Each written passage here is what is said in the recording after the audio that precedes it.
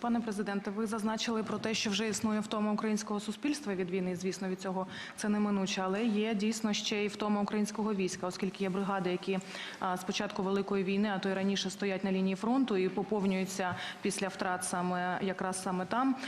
Розуміємо, що зараз у першому читанні був ухвалений законопроект про те, що збільшити кількість строк відпусток для військовослужбовців, але все ж таки, чи є якась перспектива розуміння, коли може бути демобілізація? Це перше питання. По-друге, ви говорили про те, що щодо F-16, ми розуміємо, що вже є перші пілоти, які підготовлені. Зараз починається підготовка ще кількох пілотів наших українських для того, щоб працювати на цих літаках. Також зазначали раніше про те, що для того, щоб нам їх все ж таки надали, потрібна ще й інфраструктура для них. Чи є вона вже і які, по вашому, строки, коли ми їх отримаємо і в якій кількості, хоч приблизній? Чи це буде до кінця цього року? Дякую.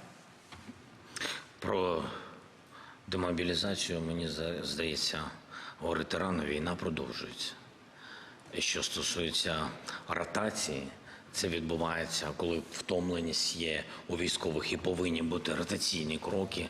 Все це відбувається під керівництвом главкома і Генштабу. Я можу піднімати це питання, але вони цим займаються. І повинні цим займатися вони. І командувачі на місцях, і це дуже важливо. Щоб вони розуміли, чим живе військовий сьогодні, наскільки він готовий далі воювати, або йому треба відновити свої сили і потужності. Що стосується питання F-16 і інфраструктури немає. Вона повинна будуватися, готуватися. І немає ніякого сенсу її готувати, якщо у тебе немає домовленості про те, що у нас будуть відповідні літаки. На сьогодні остання наша важлива дуже зустріч в Молдові, де у мене була одна закрита зустріч з кількістю країн, які точно підтвердили, що вони дадуть нам F-16. Для цього нам потрібно спільне погодження разом зі Сполученими Штатами Америки. Я про це в деталі не можу говорити, тому що я вважаю, що це буде так, коли ми з вами будемо розуміти, що буде конкретика щодо кількості винищувачів. Вони знають, партнери, скільки нам потрібно. Я отримав від деяких наших європейських партнерів вже розуміння щодо кількості. Вона потужна. Я дуже радий від деяких держав, те, що я отримав інформацію.